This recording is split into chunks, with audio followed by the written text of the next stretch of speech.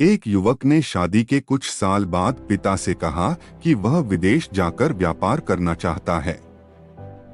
पिता ने उसकी मंजूरी दे दी। युवक अपने माँ बाप और गर्भवती पत्नी को छोड़कर व्यापार करने विदेश चला गया। उसने विदेश में कड़ी मेहनत की और धन कमाया और वह बहुत अमीर सेठ बन गया।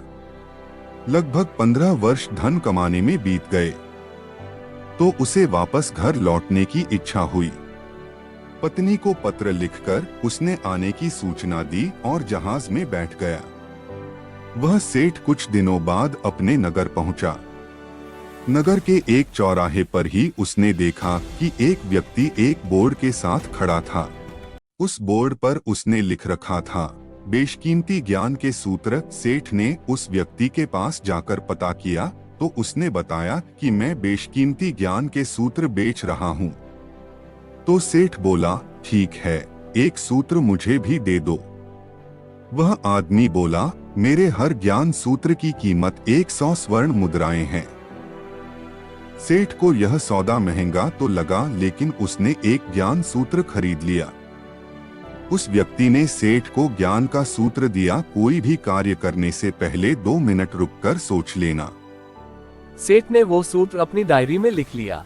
सेठ को अपने घर पहुंचते पहुंचते रात हो गई।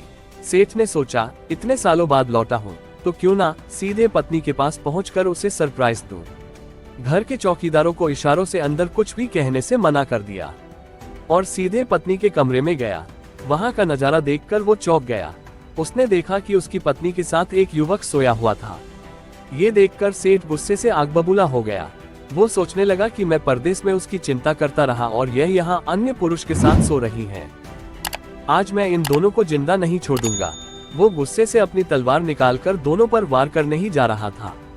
इतने में उसे 100 स्वर्ण मुद्राओं के बदले जो ज्ञान सूत्र खरीदा था, उसकी याद गई कि कुछ भी कार्य करने से पहले 2 मिनट सोच ले। वो 2 मिनट सोचने के लिए रुका।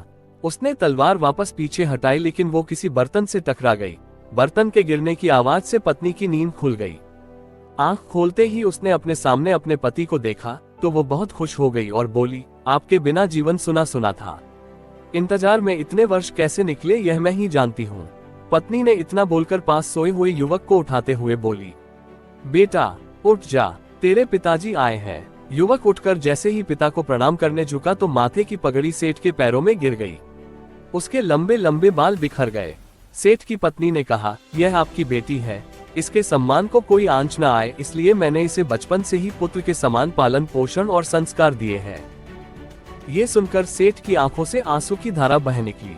उसने पत्नी और बेटी को गले लगा लिया और सोचने लगा, यदि आज मैंने उस ज्ञान सूत्र पर अमल नहीं किया होता तो आवेश में आकर कितना अनर्थ हो जाता। मेरे हाथों से मेरा ही निर्दोष परिवार खत्म हो जाता।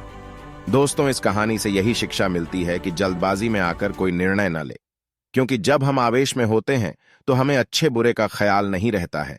इसीलिए गुस्सा होने की स्थिति में कोई भी निर्णय ना लें। कुछ देर रुके और दिमाग ठंडा होने दें और फिर सोचें कि क्या सही है, क्या गलत है।